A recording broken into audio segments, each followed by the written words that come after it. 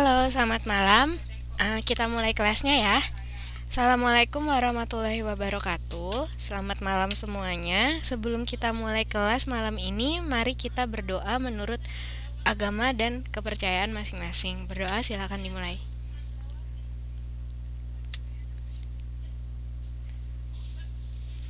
Berdoa selesai. Kita mengulang materi minggu lalu sebentar ya. Jadi, minggu lalu kita sudah belajar mengenai statistika. Ada min, median, dan modus data tunggal. Nah, ada yang masih ingat min itu apa? Min itu apa, median itu apa, modus itu apa? Ada yang masih ingat?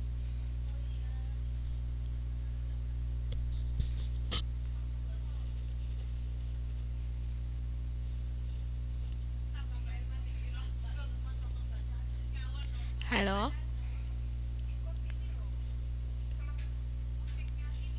Halo?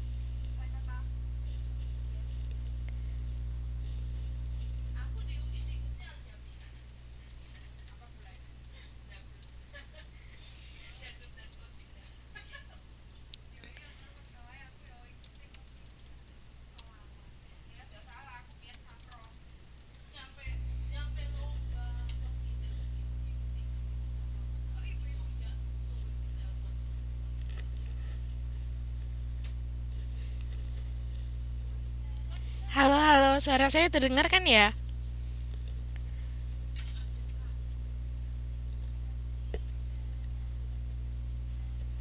Halo? Gak ada yang jawab?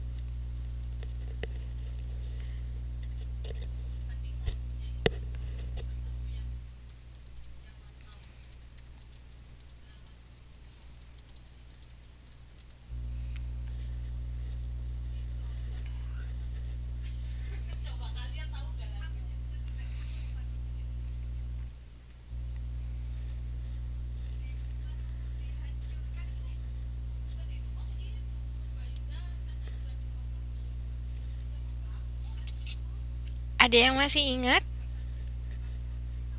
Min, median, dan modus? Sudah lupa semuanya? Kalau gitu kita bahas lagi ya, sebentar. Jadi, di statistika itu ada eh, sebelumnya ada metode pengumpulan data. Yang pertama adalah dengan cara mencacah, kemudian yang kedua dengan cara mengukur, yang ketiga dengan cara mencatat data yang turus atau tali. Nah, contohnya mencacah itu adalah eh,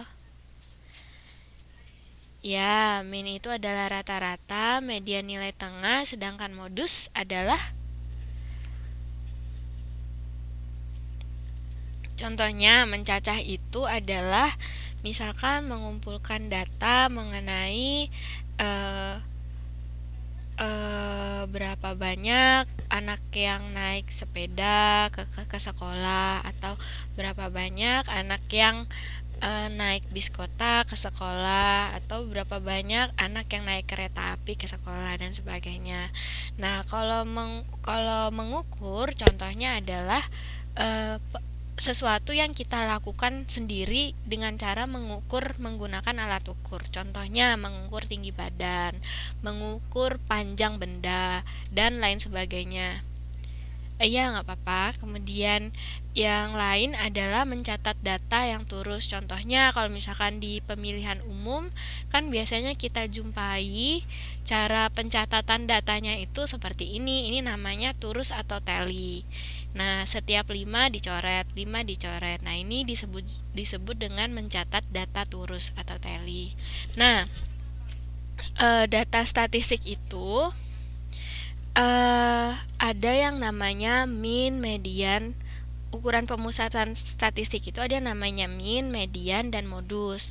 Min itu maksudnya adalah nilai rata-rata.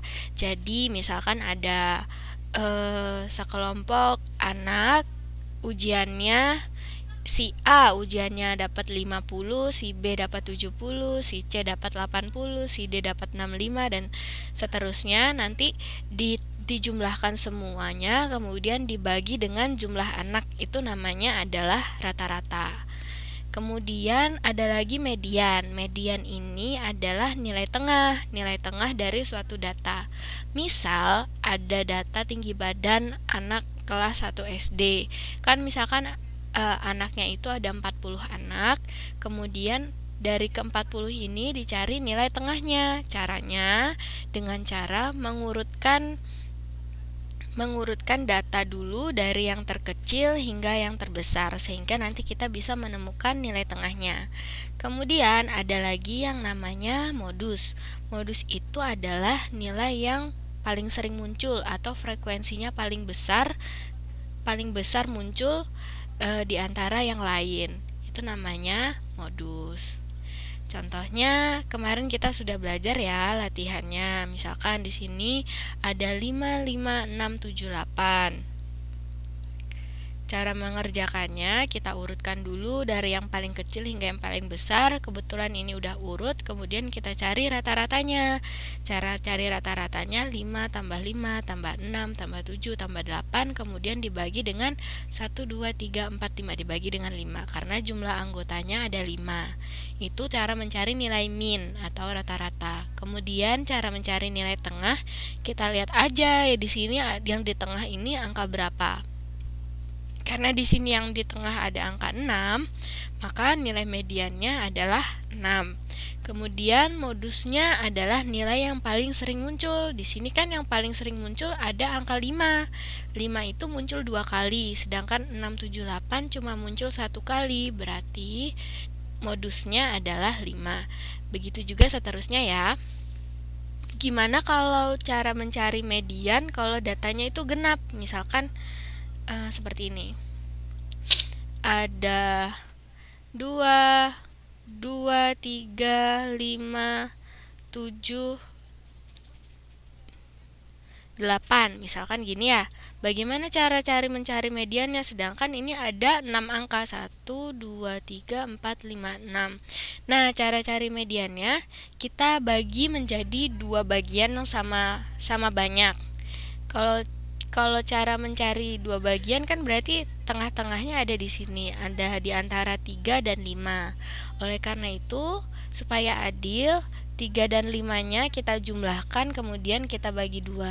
Jadi 3 ditambah 5 dibagi 2 sama dengan 8 dibagi 2 sama dengan 4.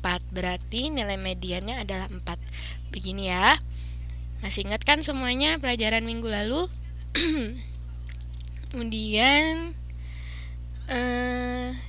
rangkuman. Pengumpulan data dapat dilakukan dengan cara mencacah, kemudian melakukan pengukuran, kemudian mencatat data yang terus. Min merupakan jumlah semua data dibagi jumlah anggota. Jumlah datanya, jumlah banyak datanya ada berapa. Kemudian median sama dengan nilai tengah setelah data diurutkan, yaitu dari kecil ke besar. Kemudian modus adalah nilai yang paling sering muncul atau nilai yang frekuensinya paling tinggi. Sampai sini materi min, median, dan modus. Ada yang mau ditanyakan atau ada yang masih belum jelas?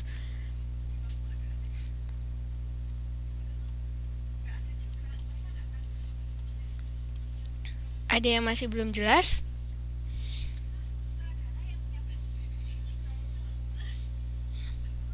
Sudah jelas semuanya? Kemudian kita lanjut ke kegiatan pembelajaran 2, yaitu penyajian data. Kemarin itu kita sudah belajar mengenai diagram batang, diagram garis, dan juga diagram lingkaran. Nah, diagram batang tuh apa? Bedanya apa dengan batang, garis, dan lingkaran? Kalau diagram batang, datanya itu disajikan dalam bentuk batang seperti ini. Dalam bentuk batang. Kalau diagram garis, datanya itu disajikan dalam bentuk garis seperti ini. Kemudian kalau diagram lingkaran, datanya disajikan dalam bentuk lingkaran yang diwakili dengan luas bagian dari luas lingkaran seperti ini. Nah, diagram batang contohnya seperti ini. Contohnya bus kota frekuensinya ada 10. Kalau gitu yang bagian X-nya, aksis X-nya, koordinat X-nya, di satu diagram itu kan ada yang namanya koordinat X, ini X, dan ini Y. Koordinat X dan koordinat Y. Nah, koordinat X ini terdiri dari jenis-jenis kendaraan, ada bus kota, sepeda motor, sepeda, dan mobil pribadi. Kalau yang koordinat Y terdiri dari frekuensi, maksudnya dia itu ada jumlahnya ada berapa banyak. Bus kota di sini jumlahnya ada 10. Berarti kita tarik kita buat diagram batang dari 0 sampai 10. Kemudian sepeda motor frekuensinya ada 16, berarti kita tarik dari 0 sampai 16. Kemudian sepeda frekuensinya ada 20, berarti kita tarik batang dari 0 sampai 20. Kemudian mobil pribadi ada 12, kita tarik dari 0 sampai 12. Waalaikumsalam warahmatullahi wabarakatuh. Selamat malam Mbak Siti. Nah, ini contoh dari diagram batang ya. Kemudian diagram garis. Contohnya adalah jumlah produksi dari tahun ke tahun. Biasanya diagram garis ini digunakan untuk melihat kecenderungan dari suatu progres dari tahun ke tahun. Contohnya jumlah produksi ini. Jadi kan dengan melihat diagram garis ini kita bisa tahu jumlah produksinya itu cenderung menurun atau cenderung meningkat. Biasanya nanti dari hasil pemetaan statistika ini nanti dijadikan sebagai pertimbangan untuk mengambil keputusan di tahun berikutnya. Contohnya, di sini ada data produksi kayu lapis Indonesia dari tahun 95 sampai tahun 2001 dengan pembulatan ke ratus ribuan meter kubik terdekat. Di sini tahun 95 jumlah produksinya ada 9 juta. 96 berarti tahun 95 sama kayak tadi ya, di sini ada X dan di sini ada Y. Nah, X ini merupakan data dari tahun ke tahun, sedangkan Y merupakan jumlah produksinya. Tahun 95 kita lihat ada 9 juta, berarti kita cari titik 9 juta di Y dan kita tarik garis 95 ke bawah. Ketemu kan tikungannya di sini. Berarti kita tandai titik di sini. Kemudian tahun 96 jumlahnya 10 juta. Oh, 10 juta itu sekitar ada di sini. Kemudian kita tarik ke bawah 96. Berarti tikungannya ada di sini. Ya, tidak apa-apa Mbak Siti. Ada di sini. Kemudian tahun 97 ada 7 juta, menurun ya. 7 juta itu sekitar di sini. Kita tarik ke bawah untuk 97, kita tandai di patahannya, di tikungannya. Kemudian tahun 98 ada 7.500.000, berarti sedikit ke atas dari 7 juta tapi tidak sampai 8 juta ya. Berarti sekitar di sini. Kita turunkan ke bawah, kita tandai dan seterusnya. Nanti kan ada titik-titik seperti ini, kemudian titik-titiknya dihubungkan dengan garis. Ini namanya diagram garis. Jadi dari diagram garis ini kita bisa menyimpulkan, selamat malam Mbak Daria, tidak apa-apa, silakan mengikuti ya. Jadi dari diagram garis ini jumlah produksinya dari tahun ke tahun cenderung menurun gitu. Nah, kemudian ada diagram lingkaran. Keseluruhan data digambarkan dengan daerah lingkaran. Nah, diagram lingkaran ini terdiri dari juring dan sektor. Maksudnya juring adalah yang ini disebut dengan juring. Dan sektor, ini maksudnya setiap lingkaran ini terdiri dari berbagai macam sektor yang mewakili dari data, pengelompokan data. Contoh di sini ada pendidikan dan frekuensi, berarti ada SD, SMP, SMA, dan SMK, misalkan seperti itu ya. Misalkan yang ini, yang pink ini adalah SD. Oh, yang biru ini adalah SD, yang pink adalah SMP. Kita lihat ini ada legendanya ya. Yang keterangan di samping diagram disebut dengan legenda. Yang biru namanya SD, yang pink mewakili SMP, yang putih mewakili SMU, dan yang hijau mewakili SMK. Nah, bagaimana cara menentukan besar sektor dari juringnya itu? Nah, caranya, jadi kan dalam satu lingkaran itu terdiri dari 360 derajat. Satu lingkaran terdiri dari 360 derajat. Nah, supaya adil, kita bikin perbandingan. Jadi, kita cari dulu jumlah dari semua frekuensinya itu berapa. Ada 100, SD 100, SMP 70, SMA 50, SMK 20. Kita cari total seluruhnya, 100 tambah 70 tambah 50 tambah 20, semuanya adalah 240. Nah, berarti lingkaran ini kan harus dibagi dari 360 derajat. Supaya adil, kita bagi menjadi 240 bagian. Nah, di sini kita lihat di SD itu frekuensinya ada 100. Berarti cara mencarinya 100 per 240 dikali dengan 360 derajat. Kenapa harus dibagi dengan 240? Karena supaya adil, jadi karena 20 itu adalah total dari seluruh frekuensi. Jadi 100 dibagi 240 dikali dengan total seluruh derajat dari sebuah lingkaran, yaitu 360. Hasilnya adalah 150 derajat. Oh, berarti nanti kita gambarkan juring dari SD ini yaitu 150 derajat menggunakan busur. Misalkan busurnya seperti ini. Busurnya seperti ini. Ini kan busur ya. Ini sudut 90. Ini sudut 90. Oh, 150 derajatnya ada di sini. Ini namanya sudut 150 derajat kalau di busur. Berarti kita tarik garis dari sini sampai ke titik pusat lingkaran.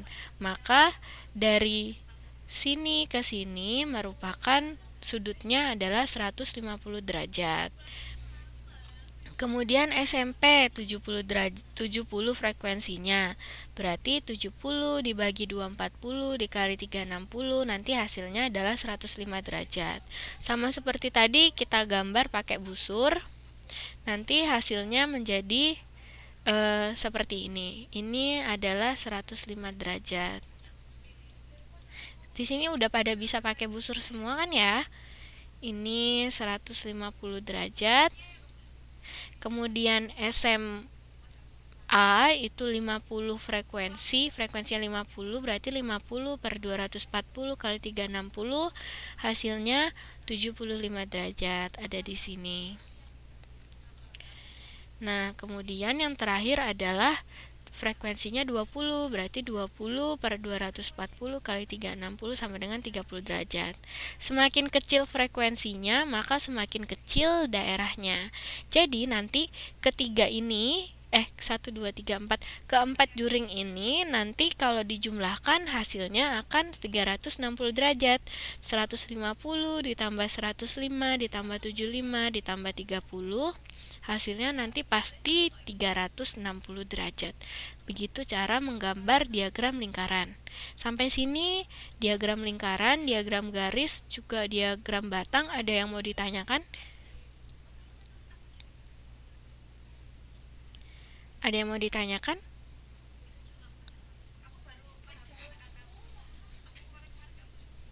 Tidak, sudah paham semua? Yang lainnya?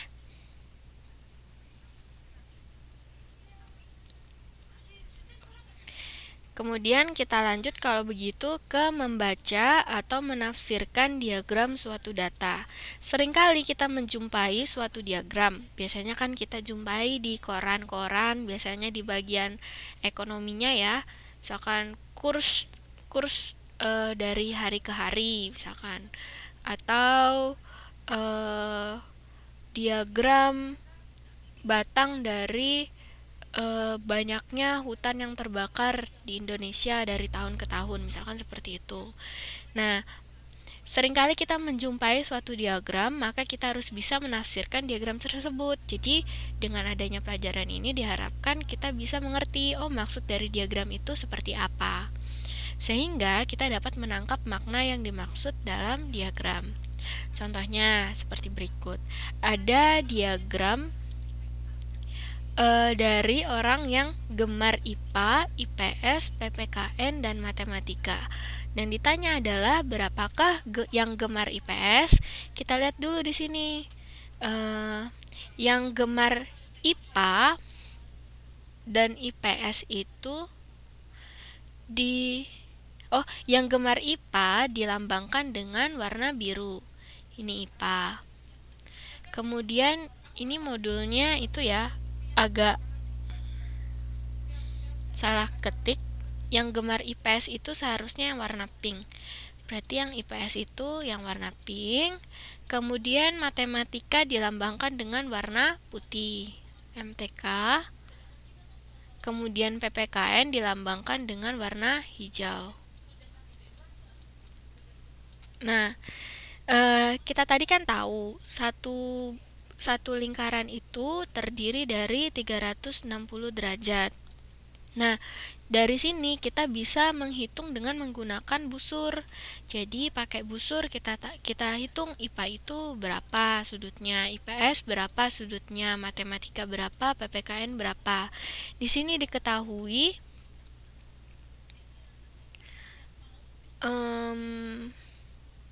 ada 120, 80, dan 90. 90 itu pasti PPKN ya, karena sudutnya membentuk sudut siku-siku. Berarti 90 ini PPKN. 80 ini kan jauh lebih kecil daripada 120, berarti 120 pasti matematika. Kemudian 80 ini sisanya adalah IPA. Nah, yang kita cari berapakah yang sudutnya IPS? Berapakah? Berarti 360 derajat dikurangi sudutnya IPA, dikurangi sudutnya PPKN, dikurangi sudutnya matematika. Matematika 120, PPKN 90, IPA 80. Jadi 360 derajat dikurangi 120 ditambah 80 tambah 90. 120 tambah 80 tambah 90 hasilnya adalah 290 derajat. Berarti sudut pusat untuk juring IPS adalah 360 dikurangi 290 sama dengan 70 derajat. Nah, kita sudah tahu sudutnya berapa. Warnanya ketukar. Ini kan hijau PPKN. Matematika yang putih. IPS ini yang pink. Ya. Yang pink, kemudian IPA ini yang biru. Ini maksudnya IPA enter IPS enter matematika, tapi salah nulis jadinya kayak gini. Kemudian kita udah tahu sudutnya berapa, tadi udah dihitung 70 derajat ya. Nah, untuk cara convert dari derajat ke banyaknya, maka kita bagi 70 derajat ini dibagi dengan 360 derajat. Sama-sama derajat ya. 70 derajat dibagi. Oh gitu. beda warna. Nah, 70 dibagi 360 kemudian dikali banyaknya jumlah orang. Jumlah orang kan kita ketahui di sini ada 720 orang ya. 720 orang berarti 70 dibagi 360 dikali 720 orang. 720 bisa dibagi 360 kan ya? Coret bisa hasilnya 2. 70 dikali 2 hasilnya 140. Berarti yang gemar IPS adalah ada 140 orang. Sampai sini ada yang bingung nggak? Ada yang bingung?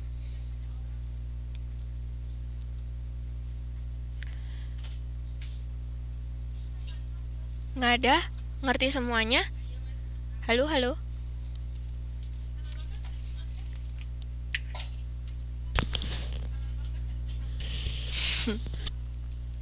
Mbak Siti sudah paham yang masalah menghitung seperti ini?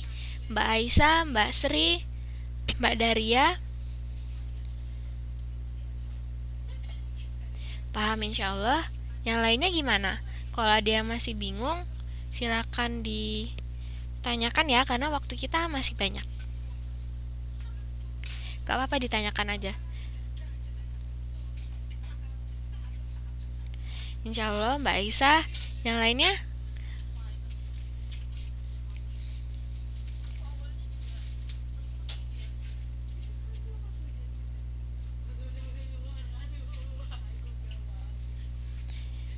Oke, kalau gitu kita lanjut ya. Kalau misalkan ada yang nggak dimengerti, silakan ditanyakan langsung aja, karena sekarang ini hari pertemuan terakhir kita 4 jam ya, karena sampai kemarin-kemarin kita udah 4 jam 2 kali pertemuan, ini yang terakhir. Jadi waktu kita masih banyak. Kalau misalkan ada yang mau ditanyakan, silakan ditanyakan aja. Materi kita tinggal sedikit. Jadi nanti pengennya sih setelah materi nanti kita akan fokus ke bahas-bahas soal buat nanti di ujian. Kemudian yang B itu adalah tentukan min, median, dan modus dari data yang disajikan diagram garis berikut. Kenapa disebut diagram garis? Karena data-datanya itu diwakili dengan garis. Di sini kita lihat ada nilai itu ya, misalkan ini nilai siswa, yang X ini nilai siswa, yang Y-nya itu ada frekuensi. Ya nggak apa-apa Mbak Erin, silakan mengikuti. Frekuensi maksudnya banyaknya ya, banyaknya orang yang dapat nilai segini. Ya nggak apa-apa. Di sini antara 3 dan 4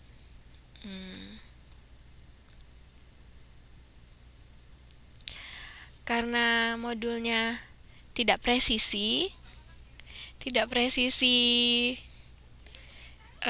gambarnya, ini maksudnya adalah ke 3, punyanya 3. 3 ini, yang dapat nilai 3 ini ada 4 orang.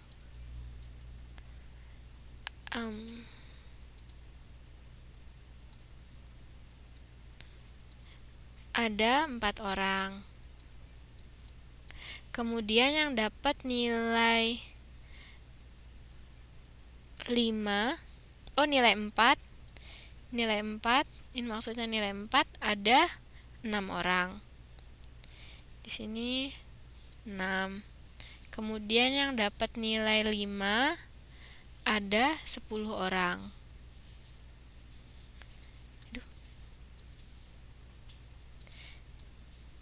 Ada 10 orang.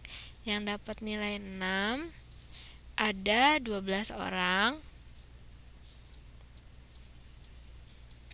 Yang dapat nilai 7 ada 7 orang. Sini ya, ada 7 orang ceritanya. Kemudian yang dapat nilai 8 ada 6 orang, sama kayak tadi, 6 orang. Dan yang dapat nilai 9 cuma ada 3 orang. 3 orang. Nah, setelah diurutkan seperti ini, kita pakai ini aja deh. Ini ada 4, ini ada 6, ini ada 10, ini ada 12, ini ada 7, ini ada 6, ini ada 3.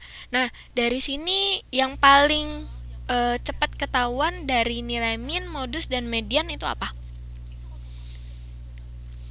Yang paling cepat ketahuan dari garis, dari diagram garisnya.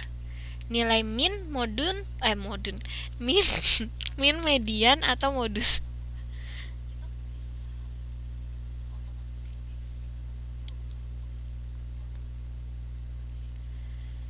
Yang mana yang paling cepat ketahuan dari diagram garisnya? Ya, betul. Nilai modus ya, karena modus ini terletak di titik yang paling tinggi. Berarti dia itu yang paling sering muncul, yaitu frekuensinya ada 12, sedangkan yang lain nggak nyampe 12. Berarti ke pertama kita udah tahu, oh modusnya pasti 12. Kemudian kita kita kita urutkan 4, tiganya ada 4. Boleh pakai table, boleh pakai mengurutkan satu-satu, misalkan seperti ini. Tiganya ada 4 ya, berarti 3, 3, 3. Kemudian empatnya ada 6, 1, 2, 3, 4, 5, 6. Tapi agak ribet ya. Kemudian kalau datanya banyak, terus limanya ada 10, 5, 5, 5, 5, 5, dan seterusnya. Boleh pakai kayak gini, cara kayak gini. Boleh pakai table kayak di contoh. Kita masukkan nilai 3, frekuensinya ada 4. Nilai 4, frekuensinya ada 6. Nilai 5, frekuensinya ada 10. Nilai 6, frekuensinya ada 12. 7 ada 7, 8 ada 6, 9 ada 3. Nah, berarti ya kalau cara mengetahui nilai mediannya adalah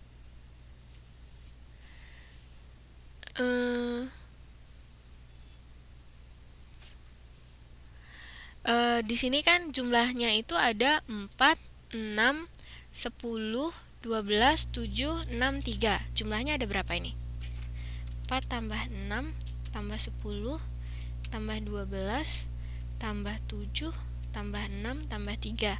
Jumlahnya totalnya ada 48. Nah, 48 ini kalau dibagi 2,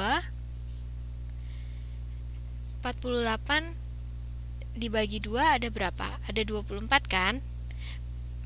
Nah, karena 48 ini merupakan angka yang genap, nggak ganjil ya. Berarti 48 ditambah 1 dibagi 2, berarti ada gimana ya? Jadi karena ini adalah angka genap, yaitu 24, kalau dibagi 2 kan hasilnya sama dengan 24. Nah, berarti 24 ke kiri juga 24 ke kanan. Nah, berarti kan tengah-tengahnya kosong. Berarti kita ngambil angka ke 24 dan juga ke 25. Kalau dengan rumus caranya 48 ditambah 1 dibagi 2 sama dengan 24 setengah, setengahnya kita bulatkan ke atas berarti 24 dan 25. Nah, angka ke-24 di sini kan kita lihat di sini 3 itu frekuensinya ada 1 sampai 4. 6 Angka 4 itu frekuensinya nilai ke-5 sampai 10. Angka 5 itu ada di urutan ke-11 sampai 20. Angka 6 ada di urutan ke-21 sampai 32. Berarti median terletak di angka sini kan, karena 23 karena 24, angka ke-24 dan 25 ada di range 21 sampai 32. Jadi 21 sampai 32 itu nilainya adalah 6. Berarti 6 ditambah 6 dibagi 2 sama dengan 6. Bingung nggak? Ada yang bingung?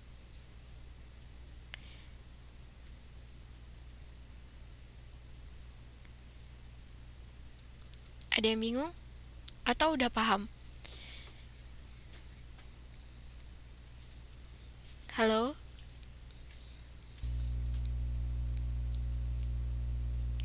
Belum. Saya ulang ya.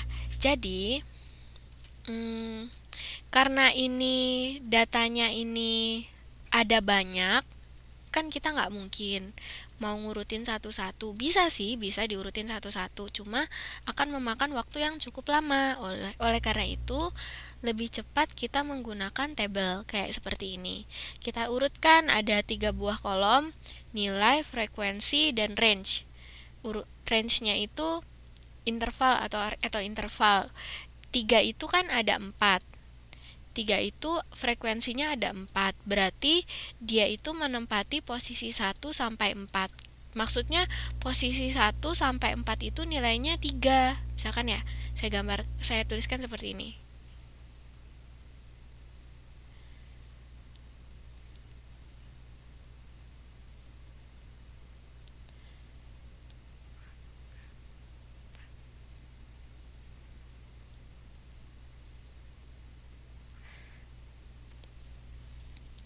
Misalkan, ini kan ini maksudnya nilai ke-nya, nilai ke-1-nya 3, kedua 3, keempat 3, ketiga 3, keempat 3.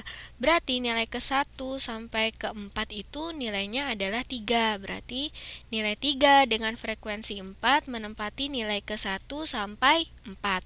Kemudian nilai 4 frekuensinya kan ada 6. Berarti setelah 3 kan pasti 4 kan, berarti menempati posisi dari 5, penempatan ke-5 sampai ke-10. Itu nilai 6. Nilai 4. Kemudian nilai kelima itu kan setelah nilai 4. Berarti setelah nilai 4 kita tuliskan 5 sebanyak 10. 10 tempat. Berarti nilai 5 ini menempati urutan ke-11 sampai ke-20. Begitu juga dengan 6. Ada 12, berarti urutannya dari 21 sampai 32. Nilai 7, ada 7, berarti urutannya dari 33 sampai 39. Nilai 8 ada 6, berarti urutannya dari 40 sampai 45. Nilai 9 ada 3, berarti urutannya dari 46 sampai 48. Total keseluruhan 4 tambah 6 tambah 10 tambah 12 tambah 7 tambah 6 tambah 3 itu kan adalah 48. Nah, 48 ini kan merupakan bilangan genap. Kalau tadi kan bilangan ganjil bisa eh, ada angka sendiri di tengah. Kalau genap kan dia enggak. Dia harus menjumlahkan 2 angka di tengah kemudian dibagi 2 seperti contoh tadi ya yang sebelumnya saya contohin. Berarti cara mencarinya rumusnya adalah 48 ditambah 1 kemudian dibagi dengan 2. 48 ditambah 1 kan 49, dibagi 2 hasilnya adalah 24,5. Nah, karena 24,5 berarti kita bulatkan ke atas, berarti kita ambil angka 24 dan 25. Setengahnya ini kita anggap punyanya si 25. Nah, angka 24, angka ke-24 dan ke-25 ini ada di range nilai 6 dengan frekuensi 12 yang ini loh. Nah, ada di range ini. Kenapa ada di range ini? Karena di sini kan ditulis angka 6 dengan frekuensi 12 ini terletak di posisi ke-21 sampai ke-32. Berarti angka ke-24 dan 25 termasuk di range ini. Berarti cara mencarinya gampang kan? Karena ini semuanya 6, berarti 6 ditambah 6 kemudian dibagi 2 hasilnya adalah 6. Begitu cara mengukur median dengan menggunakan metode tabel. Masih bingung?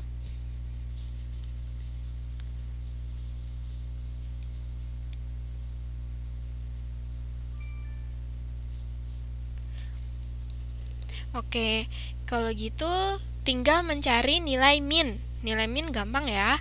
Ini kan 3 ada 4, 4 ada 6, ya dikalikan aja. 3 dikali 4 ditambah 4 dikali 6 ditambah 5 dikali 10 ditambah 6 dikali 12, 7 dikali 7, tambah 8 kali 6, tambah 9 kali 3. Seperti ini. Kemudian dibagi dengan jumlah seluruh frekuensinya. Ada 4 tambah 6 tambah 10 tambah 12, 7, 6, 3. Jumlahnya kan ada 48. Nah, ini perkaliannya kalau dikalikan hasilnya ada 282. Berarti minnya itu 282 dibagi 48 sama dengan 5,9. Atau kalau misalkan mau dibulatkan menjadi bilangan bilangan bulat bukan bilangan desimal, kita tulis saja 6 juga nggak apa-apa, pembulatan ke atas. Tapi kalau mau lebih presisi ya 5,9, lebih akurat. Sampai sini ada yang mau ditanyakan?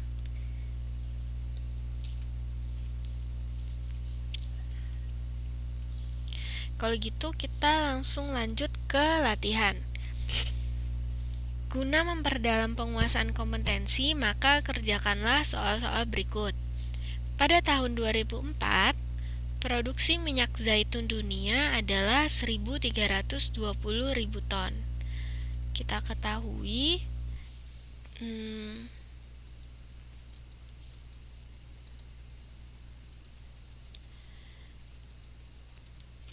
tahun 2004 ada 1.320 ton ya. Kemudian penghasil utama antara lain Italia 360.000 ton, Spanyol 460, Yunani 180, Portugal 40, dan Turki 150, lainnya 130. Kita urutkan.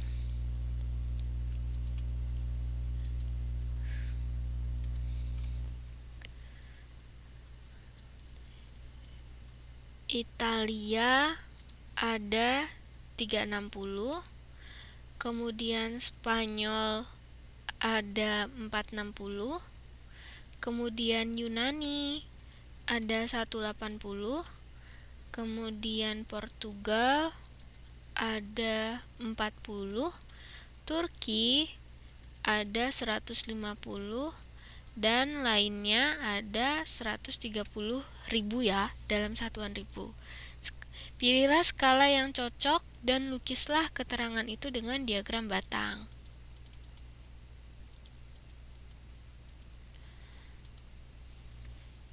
Gimana cara melukisnya?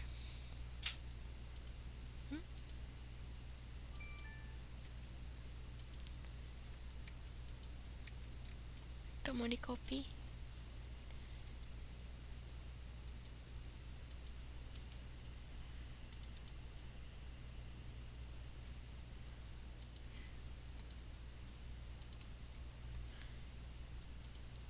Nah, cara melukisnya pertama, kan yang diminta adalah diagram batang ya. Berarti kita gambarkan dulu X-nya. X-nya itu apa? Frekuensi atau nama negara?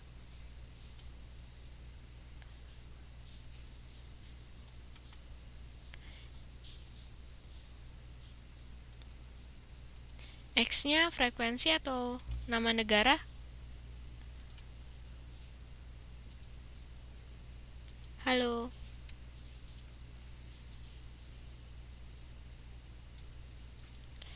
Ya, betul. X-nya ini adalah nama negara.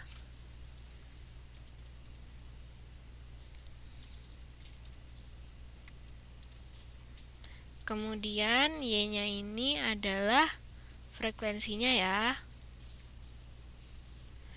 Kemudian kita bikin di sini ada Italia, kemudian ada Spanyol,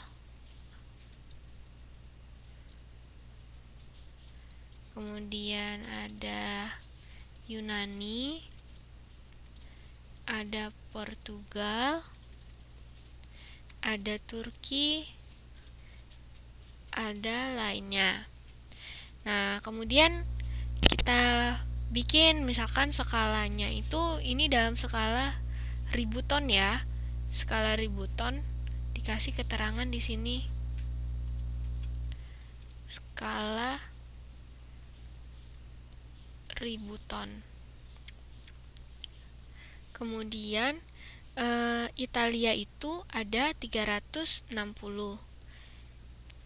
Totalnya itu kan ada 1320. Totalnya itu ada 1320. Jadi misalkan mau dibagi 200 setiap 200 ya. Berarti di sini 200, sini 400, di sini bukan. Totalnya ada 1320, tapi di sini yang paling besar nilainya adalah 460. Taruhlah kita bagi menjadi sampai paling tinggi 500. Paling tinggi 500 kita bagi menjadi 100. Jadi 100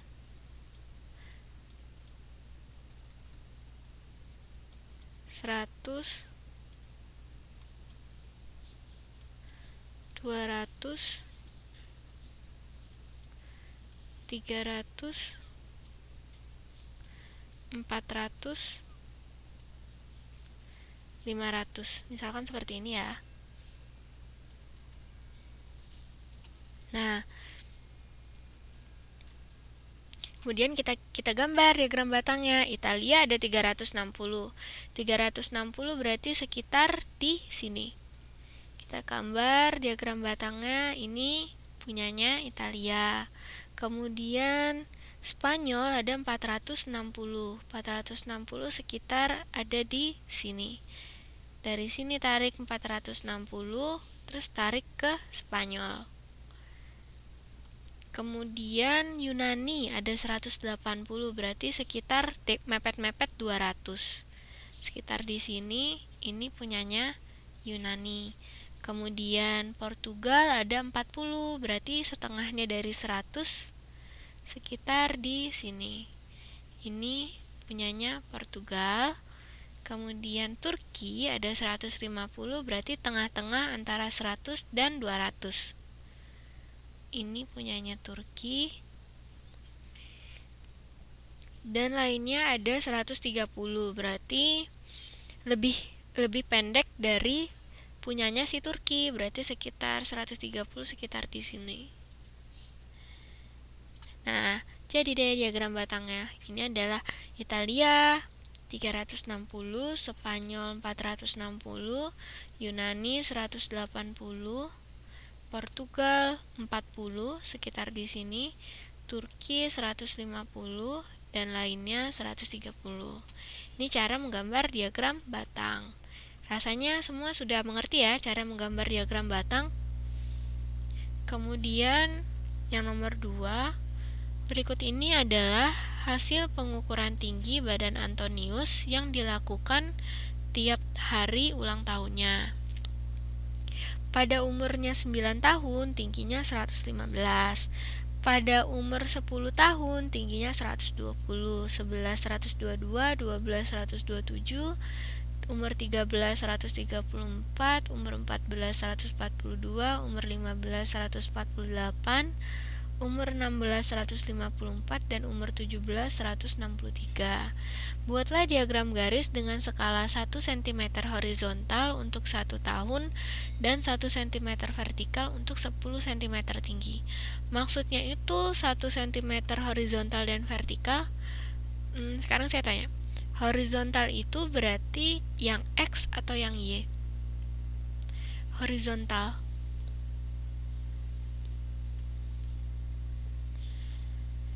Horizontal itu berarti sumbu X atau sumbu Y? Horizontal. Yang lainnya?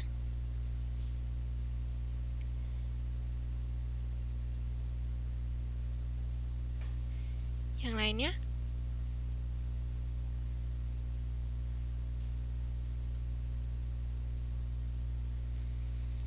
Horizontal itu berarti sumbu X, sedangkan vertikal itu sumbu Y. Yang mendatar ini disebut dengan sumbu horizontal, sedangkan yang yang tinggi ke atas itu disebut dengan sumbu vertikal. Jadi kalau diketahui sumbu horizontal, berarti dia maksudnya adalah X.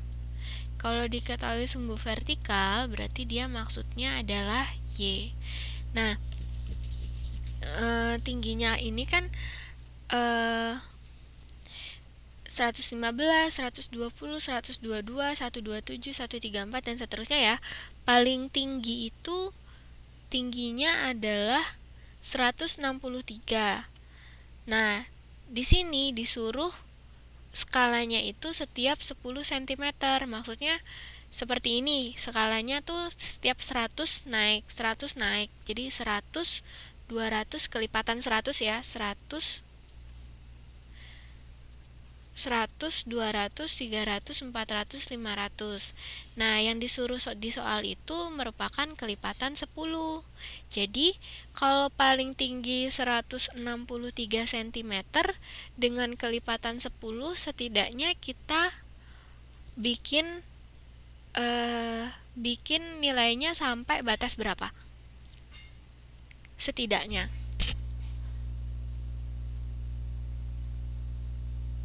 Kalau tadi kan paling tinggi 460, jadi saya bikin sampai batas 500. Ya betul, setidaknya dengan skala 10 cm berarti kita setidaknya bikin 170 sampai 170. Berarti ada 17 garis seperti ini ya, 17.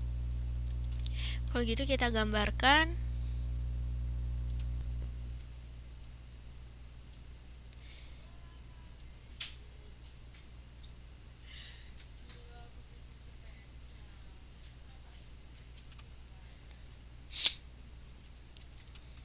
Ini 10, 1, 2, 3, 4, 5, 6, 7, 8, 9,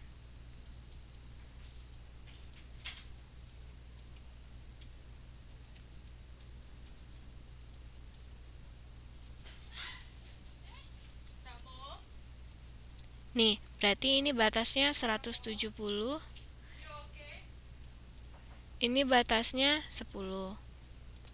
Nah, di sini ada umur 9, 10, 11, 12 sampai 17 ya.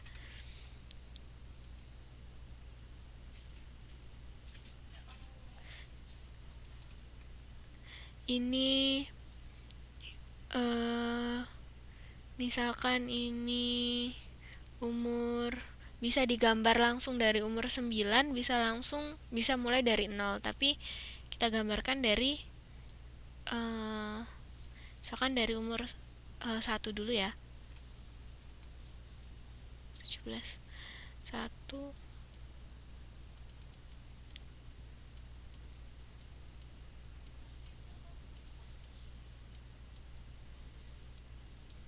misalkan kita langsung gambarkan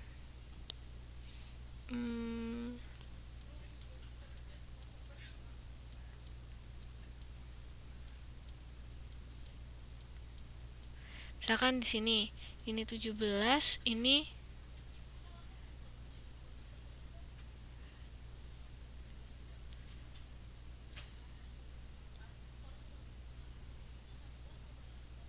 ini 9. Nah, umur 9 itu dia tingginya 115. 115 itu kan berarti di atas 110, di bawah 120 ya. Berarti dia ada di urutan antara 12 dan 13.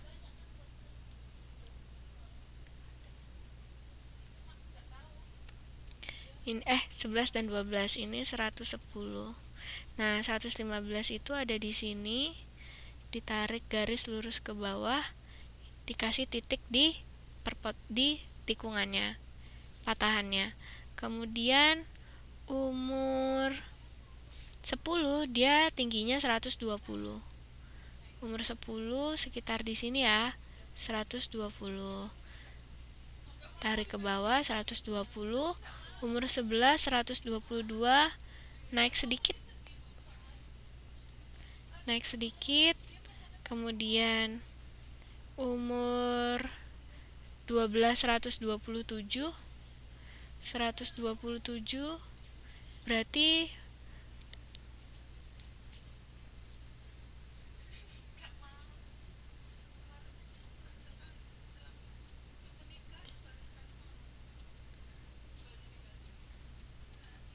kemudian umur 13 134 ini 130.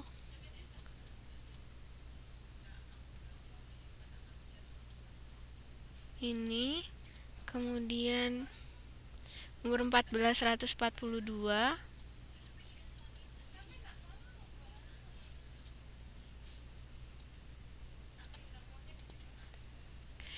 Umur 15 148.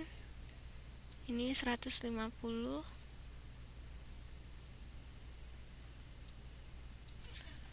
Kemudian umur 16 154. 160 berarti sekitar di sini.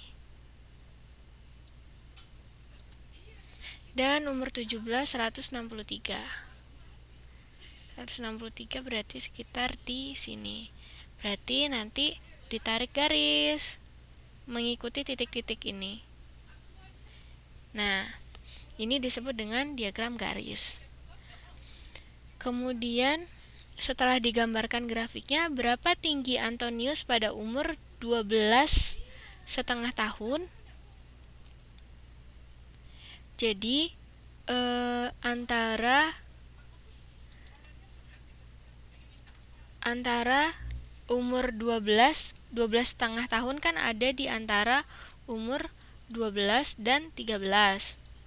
Nah, berarti tingginya ada di antara 127 dan 134. Nah, tinggi Antonius pada umur 12,5 tahun, 134 dikurangi 127 kan selisihnya adalah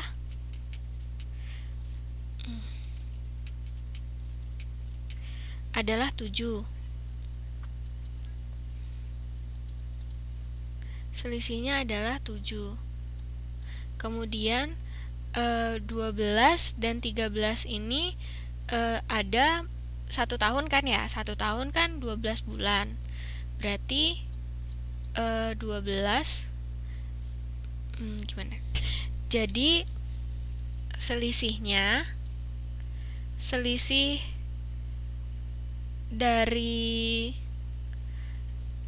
dari tinggi umur 13 dengan tinggi umur 12 tahun dibagi dengan waktu dia tumbuhnya. Waktu tumbuhnya kan ada 12 bulan. Berarti 7 dibagi 12 hasilnya adalah 0,583. Berarti dalam 1 bulan si Antonius ini tingginya bertambah 0,583 cm. Berarti pada umur 12,5 tahun berapakah tingginya? Setengah tahun kan ada 6 bulan. Berarti 6 dikali 0,583 hasilnya kan 3,5.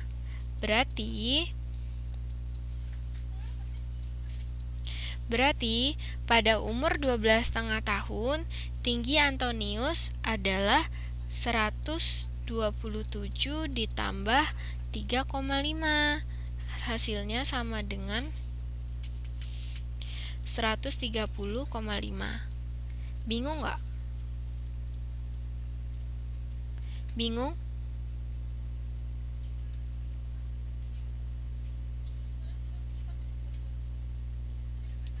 Bingung? Atau sudah ngerti?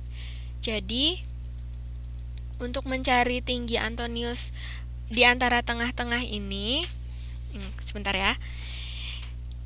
Jadi, kan diketahui tinggi Antonius itu pada umur 12 tahun adalah 127 cm. pada umur 13 tahun adalah 134 cm.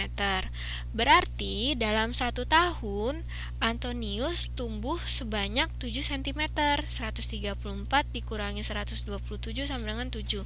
Berarti dalam 1 tahun Antonius tumbuh 7 cm. 1 tahun itu ada 12 bulan. Nah, berapakah tinggi Antonius? Berapakah besar pertumbuhan Antonius setiap bulannya? Maka dari 7 cm ini kita bagi menjadi 12 bulan. Untuk tahu setiap bulannya dia tumbuh berapa sentimeter. 7 dibagi 12 hasilnya 0,583. Kita ketemu, oh berarti setiap bulan si Antonius ini tumbuh sebanyak 0,583 cm. Nah, yang ditanyakan adalah berapakah tinggi Antonius pada umur 12,5 tahun. 12,5 tahun kan berarti umur 12 tahun lebih 6 bulan. Nah, berarti kita cari selama 6 bulan itu Antonius sudah tumbuh berapa sentimeter? Caranya 6 dikali 0,583 tadi. Hasilnya adalah 3,5 cm. Oh, berarti selama 6 bulan dari umur 12 ke 13 ini, selama 6 bulan Antonius tumbuh 3,5 cm. Berarti umur Antonius tinggi Antonius pada umur 12 tahun 6 bulan adalah 127 ditambah dengan 3,5, hasilnya 130,5 cm. Ya, sama dengan nomor B, berapakah umur Antonius ketika tingginya 150 cm? Nah, pada saat tinggi 150 cm itu kan terletak antara umur 15 dan umur 16. Ini prosesnya kebalikan dari A. Pertama-tama kita cari juga selisih antara 154 dan 148 ini. Selisihnya berapa? Selisihnya adalah 6 cm. Kemudian 15 dan 16 ini kan selisihnya 1 tahun atau 12 bulan.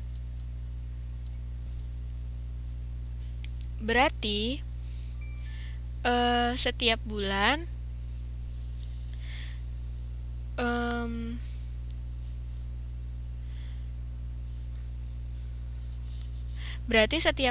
Antonius tumbuh 6 per 12, hasilnya adalah 0,5 cm.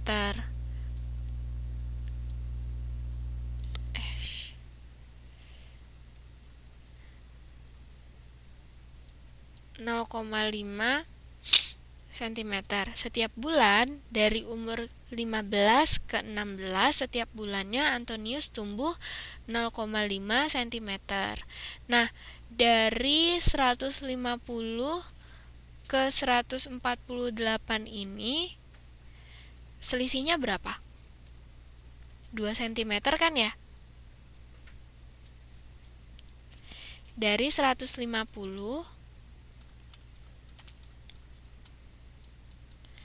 ke 148, kebalik. Dari 148 kan ke 150, kemudian nanti naik lagi ke 154, ya kan? Ini waktu dia umur 13 tahun, ini waktu dia umur 14 tahun. 15, 16 ya.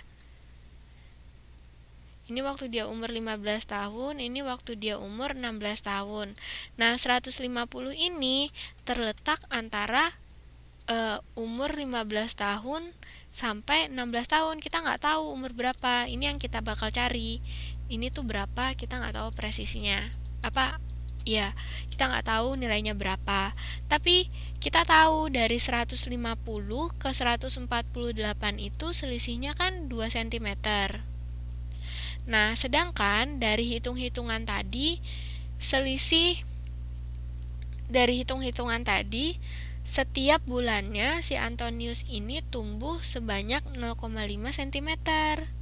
Berarti untuk tumbuh sebanyak 2 cm, berapa bulan dia butuh tumbuh? Berapa bulan Antonius akan mencapai 150 cm kalau setiap bulannya dia tumbuh sebanyak 0,5 cm.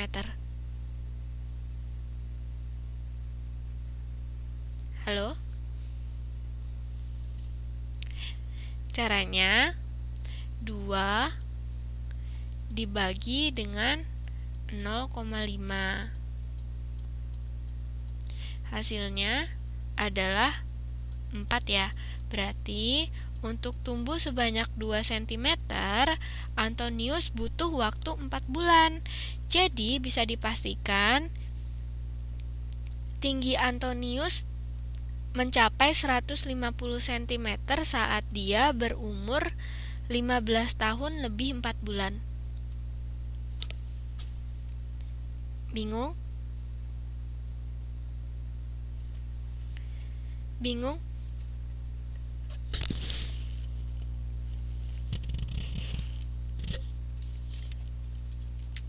Mm-mm.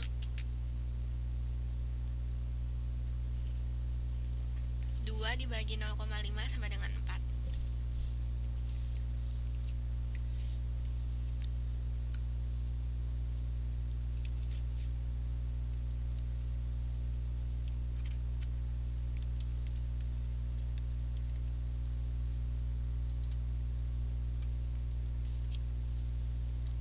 Bagaimana?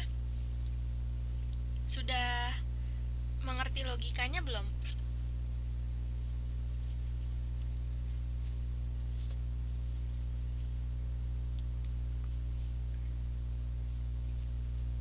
Belum. Yang lain juga belum. Iya, nggak apa-apa. Yang lain juga belum. 15 dari mana? Kan tadi diketahui. Oh iya ya. Jadi pertanyaannya itu adalah berapakah umur Antonius ketika tingginya 150 cm? Nah, kira-kira waktu tingginya 150 cm itu dia ada di umur berapa? Dilihat dari tabel. Dari tabel ini, dia ada di umur berapa saat tingginya 150 cm?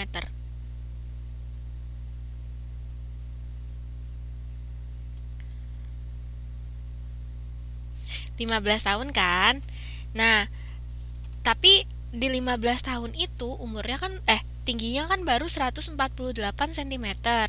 Sedangkan di 16 tahun tingginya udah 154 cm, udah lebih dari 150. Berarti si Antonius ini tingginya 150 cm itu antara umur 15 dan 16 tahun. Kita nggak tahu dia lebih berapa bulan. Misalkan bisa jadi 15 tahun lebih 6 bulan, atau 15 tahun lebih 7 bulan, atau lebih 8 bulan, kita kan nggak tahu. Nah, oleh karena itu, kita cari dulu dia itu tumbuh per bulannya itu berapa sentimeter. Caranya, kita hitung selisihnya antara tinggi umur 16 dengan tinggi umur 15. 154 dikurangi 148 kan 6. Nah, 1 tahun itu ada 12 bulan. Sebentar.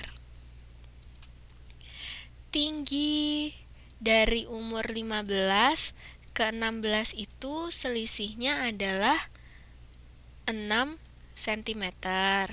Nah, 1 tahun itu ada 12 bulan. Jadi, untuk mencari tinggi per bulan, caranya bagaimana? Ya 6 dibagi 12. Kan selisih tingginya kan ada 6. Bulannya ada 12, berarti 6 dibagi 12. Hasilnya adalah 0,5 cm. Berarti bisa kita bilang setiap bulan si Antonius tumbuh sebesar 0,5 cm. Nah, karena 150 cm itu terletak antara umur 15 tahun sampai 16 tahun. Kita nggak tahu ini di 15 tahun lebih berapa bulan. Yang jelas dia terletak antara 15 sampai 16 tahun.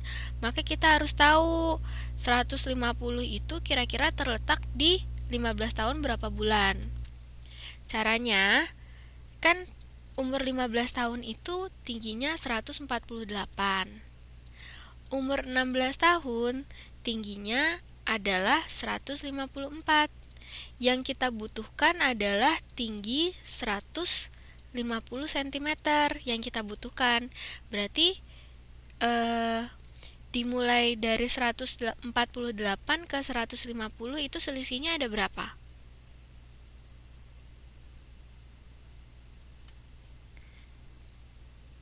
Ada 2 kan? Ada 2 cm. Berarti sampai bulan kesekian tinggi Darius itu tumbuh sebanyak 2 cm dari ulang tahun dia yang ke-15. Nah, tadi kan diketahui setiap bulannya itu, per bulannya itu dia tumbuhnya 0,5 cm.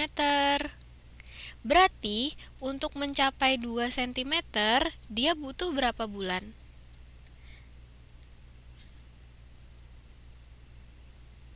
4.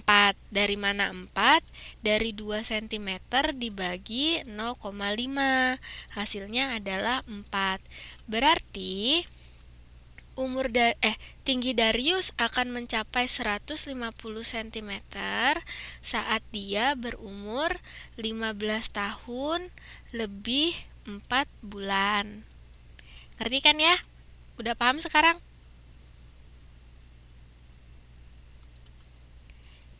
Yang lainnya?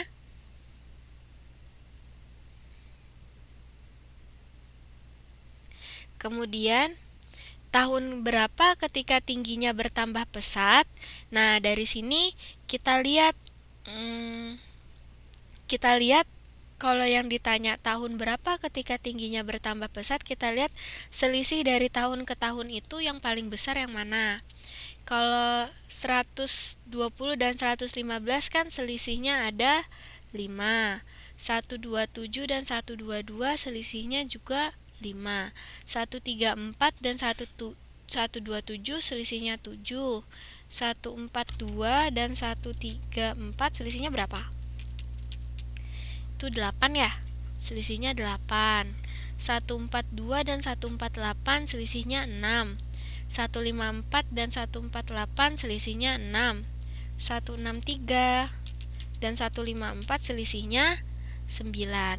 Berarti yang paling pesat dia di tahun berapa? Di tahun keberapa?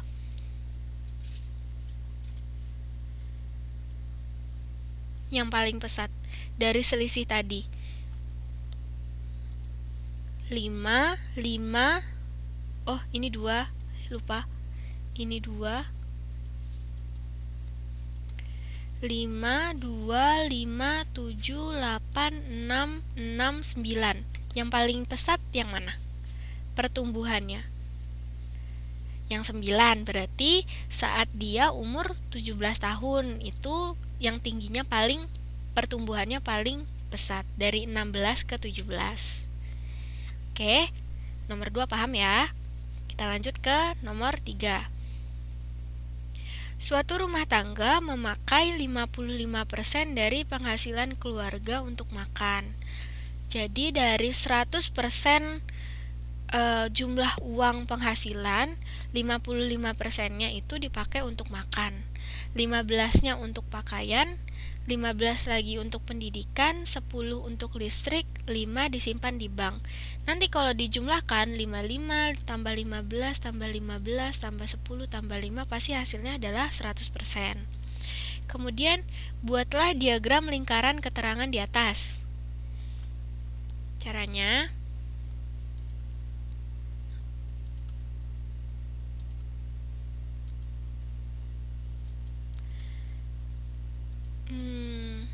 Jadi tadi berapa?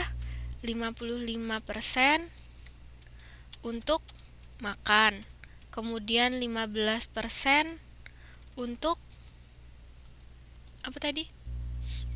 Pakaian dan pendidikan. Untuk pakaian, kemudian 15% lagi untuk pendidikan, kemudian 10% untuk listrik,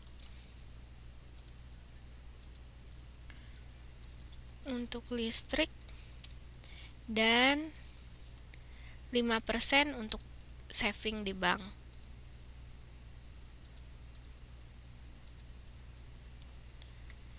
Untuk simpanan. Nah, tadi jumlahnya kan pasti ada 100% ya. Nah, 55 tambah 15 tambah 15 tambah 10 tambah 5 adalah 100%. Jumlahnya 100%. Kemudian satu lingkaran itu kan totalnya ada 360 derajat. Seperti tadi kan yang sudah dipelajari, satu lingkaran itu 360 derajat. Berarti cara menggunakan derajatnya, cara mencari nilai derajatnya adalah 55% untuk makan ya. Untuk makan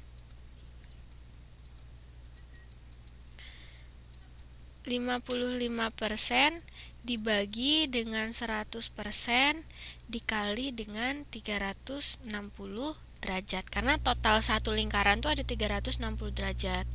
Sama dengan berapa?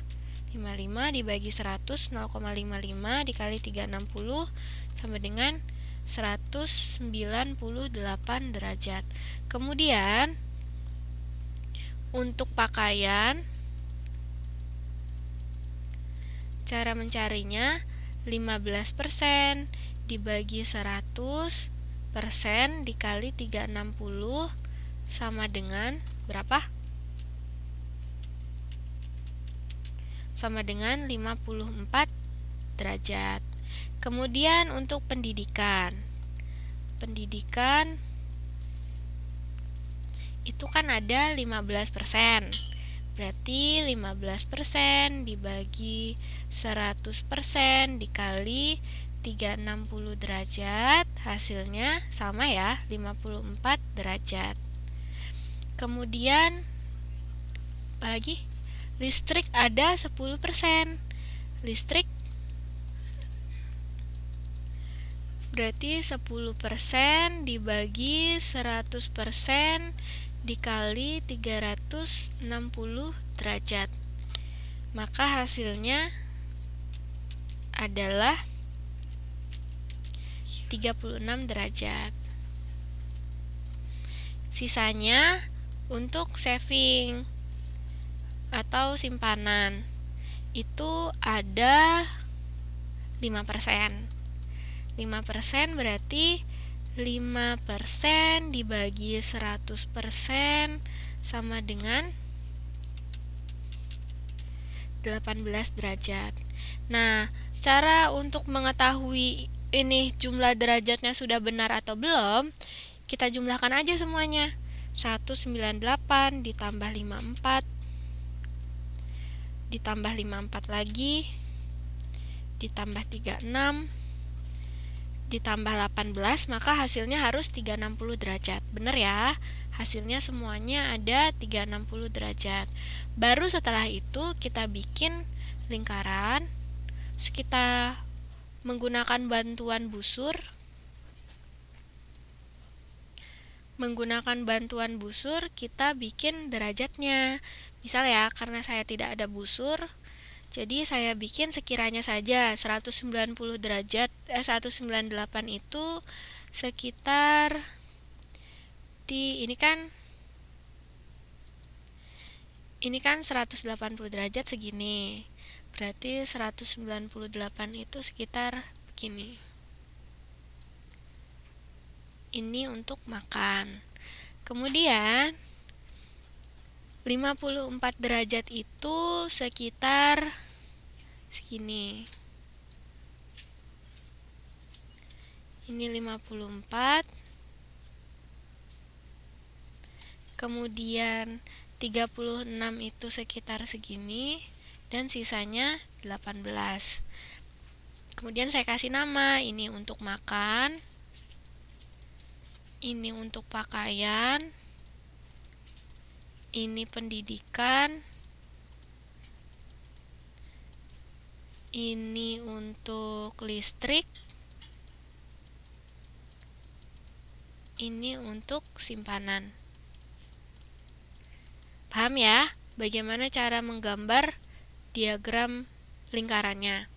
Ada yang mau ditanyakan nggak? Gimana cara gambar diagram lingkarannya? Jadi pertamanya itu kita tentukan dulu berapa derajat dia. Setiap persenan itu atau setiap bagian itu dia mewakili berapa derajat, baru kita gambar dengan menggunakan bantuan busur. Kemudian hitunglah besar sudut untuk masing-masing sektor. Tadi udah ya? Ya, yang perlu itu busurnya. Kemudian nomor 3 berarti sudah paham. Kita lanjut ke rangkuman. Data dapat disajikan dalam bentuk diagram batang, diagram garis, juga diagram lingkaran. Masih ada soal latihan? Pada sebuah survei, beberapa pengemudi sepeda motor diminta untuk mencatat banyak bensin yang mereka pakai. Hasilnya terlihat dalam histogram di samping ini. Histogram maksudnya diagram batang. Dari diagram di samping, tentukan banyaknya pengemudi sepeda motor seluruhnya. Ada yang tahu bagaimana cara menentukannya? Bagaimana cara menentukan banyak pengemudi sepeda motor seluruhnya?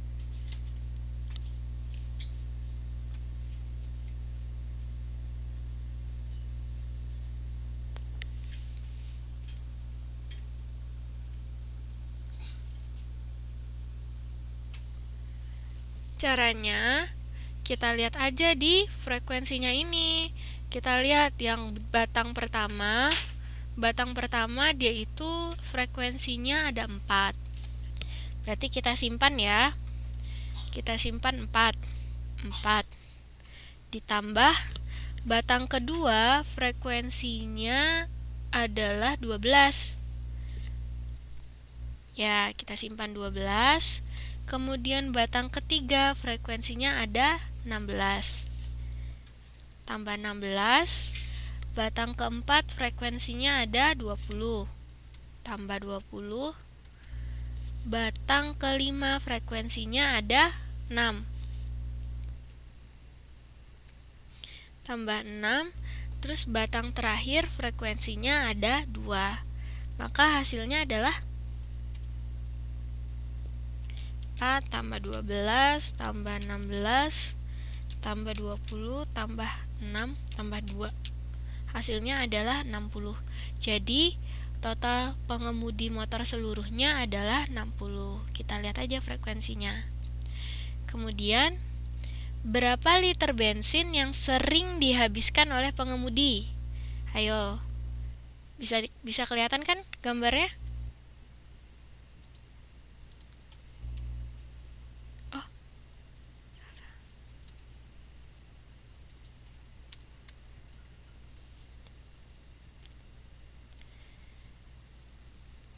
berapa liter bensin yang sering dihabiskan oleh pengemudi? Yang ini. Berapa liter bensin yang sering dihabiskan? Ya, betul. Maksudnya adalah berapakah nilai modusnya? Yaitu 12 sampai 15 liter. Nomor 1 udah, nomor 2. Perhatikan diagram berikut. Berdasarkan histogram di samping, tentukan nilai rata-rata, median, dan modus. Paling gampang kita nentuin modus dulu ya. Yang kelihatan yang mana? Yang angka 7 ini nggak tahu ini apa ya, 5, 6, 7, 8, 9. Mungkin ini nilai siswa kali ya, anggap saja ini nilai siswa. Jadi nilai 7 ini terdapat 35 orang. Itu berarti nilai modus, paling gampang. Kemudian median. Karena ini angkanya frekuensinya besar, kan nggak mungkin kita urutkan satu-satu. Oleh karena itu, lebih baik kita menggunakan tabel seperti yang sebelumnya. Pertama, nilai 5. Misalkan ini nilai, ini frekuensi, kemudian ini letaknya. Letaknya ada di urutan keberapa. Di sini yang pertama, nilai 5 frekuensinya adalah 18. Nilai 5 frekuensinya adalah 18. Berarti letaknya antara 1 sampai 18. Urutan ke 1 sampai 18, ya kan? Kemudian nilai 6 ada 25. Nilai 6 ada 25. Berarti letaknya antara 19 sampai berapa?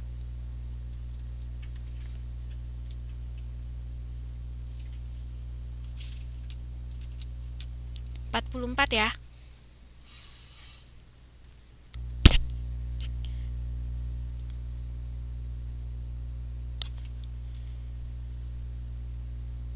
Oh, ada sampai 43. 19 sampai 43.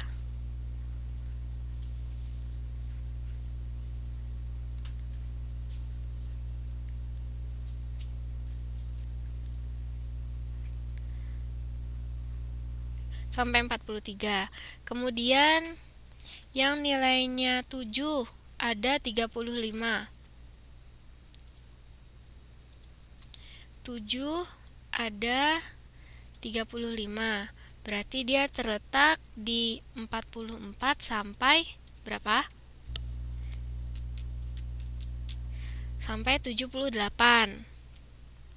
Kemudian yang nilainya 8 ada 15.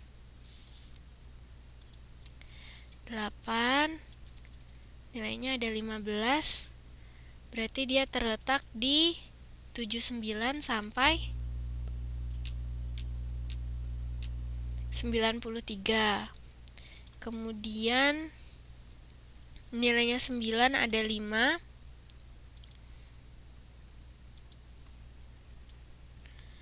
Ada 5, berarti dia terletak di 94 sampai 98 ya?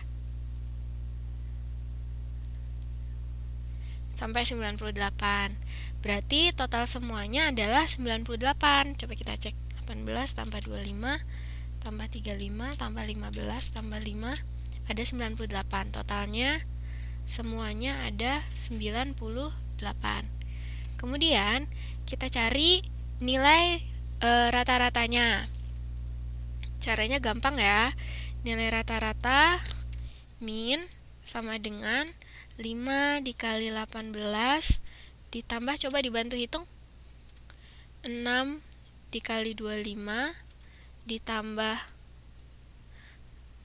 7 dikali 35 ditambah 8 dikali 15 ditambah 9 dikali 5, kemudian dibagi, jumlahnya itu ada 98. Dibagi 98. Berarti sama dengan berapa ini? 5 kali 18 itu ada 90 ditambah 6 kali 25 itu 150. Tambah 7 kali 35 245. Tambah 8 kali 15 itu 120. Tambah 9 kali 5 itu 45. Kemudian dibagi 98 sama dengan berapa? 90 tambah 150 tambah 245 tambah 120 tambah 45 dibagi 98 hasilnya 6,632.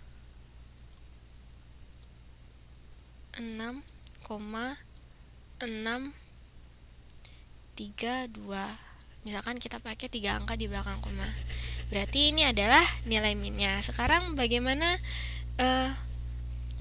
bukan 6,7 ya, karena di belakang 6 itu adalah angka 3. Jadi karena dia termasuk angka 5 ke bawah, berarti pembulatannya ke bawah. Jadi cukup 6,6 aja. Kecuali kalau misalkan 6,68, baru dia pembulatannya ke atas, jadi 6,7. Kemudian yang selanjutnya, pertanyaan yang B adalah cari nilai mediannya. Tadi kan totalnya itu ada 98. Nah, 98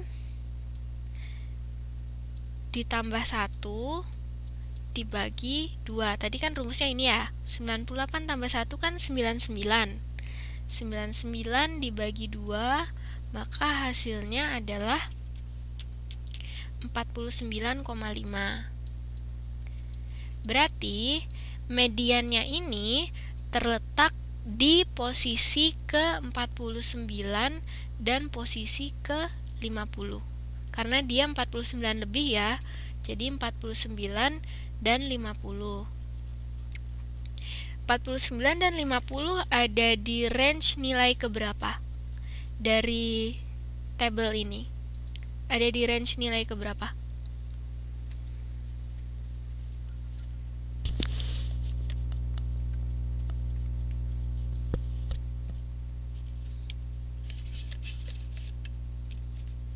Ada di range berapa?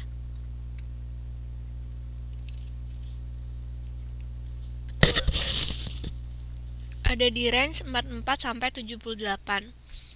Karena di range 44 sampai 78 ini nilainya semuanya 7, berarti nilai mediannya adalah ini jumlahnya genap ya. Ingat kalau jumlahnya genap, kita harus menambahkan keduanya kemudian dibagi 2. 49 pasti nilainya 7 ya.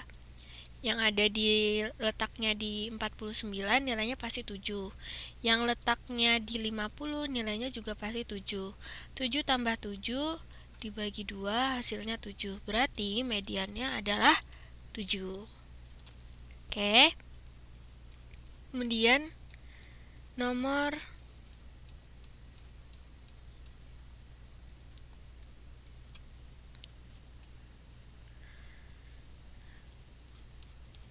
masih banyak ya soalnya. Nomor 3. Permintaan dan penyediaan tenaga guru tahun 2000 sampai 2005 dalam skala ribuan adalah sebagai berikut, seperti yang ditunjukkan pada diagramnya, diagram garis. Berapa banyak guru yang diterima pada tahun 2004?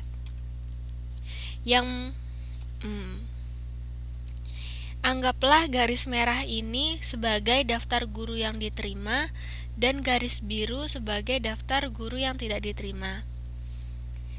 Kalau begitu, pada tahun 2004 berapa banyak guru yang diterima? Gampang, tinggal melihat garis aja. Ada berapa?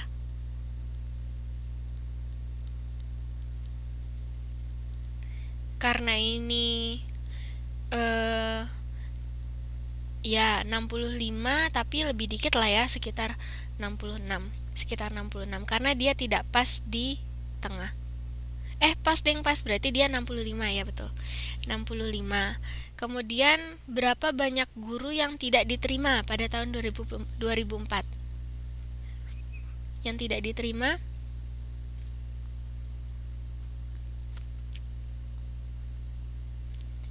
ada 50.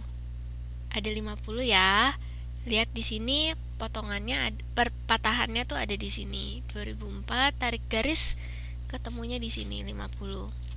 Kemudian perhatikan poligon frekuensi di samping. Banyaknya bunga pada pohon-pohon mawar digambarkan dengan poligon frekuensi seperti gambar di samping. Berapa banyaknya seluruh bunga mawar yang ada pada gambar di samping? Kita lihat dari mana? Dari frekuensinya. Jadi banyak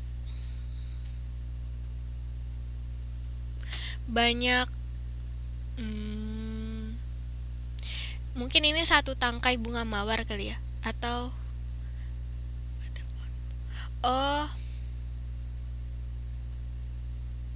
banyaknya bunga pada pohon-pohon mawar. Berarti pohon yang punya satu bunga mawar, pohon yang punya dua bunga mawar, pohon yang punya 3 bunga mawar, pohon yang punya 4 mawar, dan seterusnya ya. Caranya, berapa banyaknya seluruh bunga mawar? Berarti 1, ini sekitar 15. Berarti 15 ya, 1 dikali 15, 15. Tambah 2 dikali 32 pohon. Berarti ada sekitar 64. Ditambah yang ketiga ini ada 36. 36 dikali 3 berapa?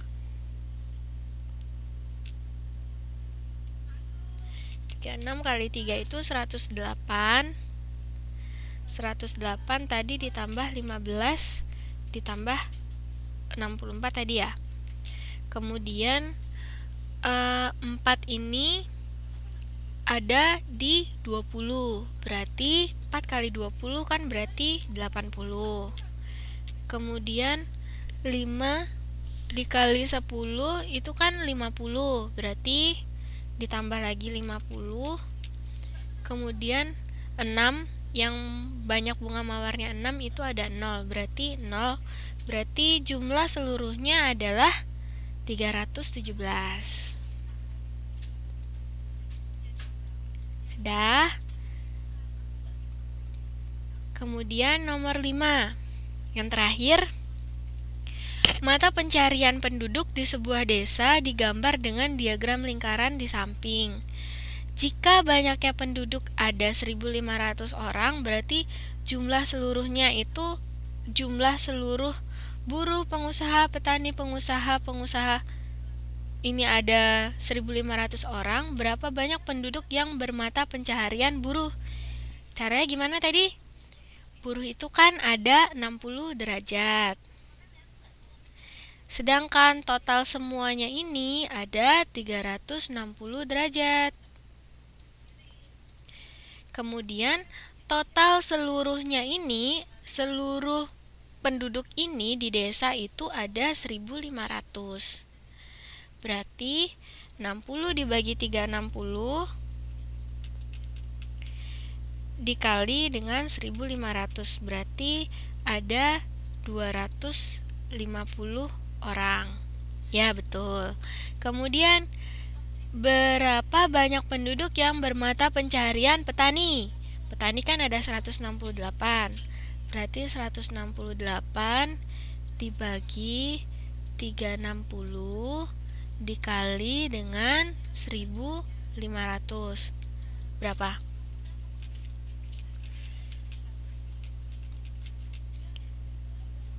168 dibagi 360 dikali 1.500. Berarti ada 700. Ya, betul. Kemudian jenis mata pencaharian yang paling banyak dilakukan oleh penduduk. Di sini yang paling banyak dilakukan oleh penduduk yang mana? Petani, ya betul. Kenapa petani? Karena areanya lebih besar ya, dia 160 derajat, sedangkan yang lain kurang dari 80 derajat. Pengusaha cuma 72, buruh cuma 60, pengusaha lainnya 42, pengusaha lainnya 18. Ya, ada lebih banyak. Sampai sini ada yang mau ditanyakan nggak? Materinya sudah selesai, besok kita lanjut ke materi peluang. Ada yang mau ditanyakan materinya? Tidak? Sudah paham semua? Atau mungkin yang sebelum-sebelumnya ada yang masih bingung? Masih ada waktu sekitar 6 menit. Insya Allah. Kalau Mbak Daria?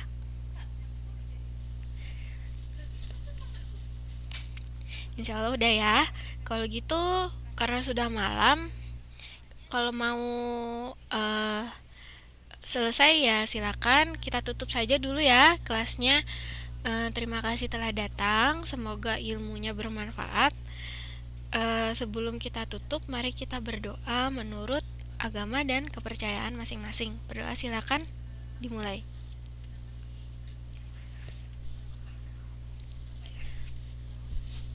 Berdoa selesai. Ya, terima kasih kembali atas waktunya ya. Tinggal 2 orang. Terima kasih. Selamat malam, selamat istirahat. Kalau ada yang mau langsung offline nggak apa-apa. Silakan offline.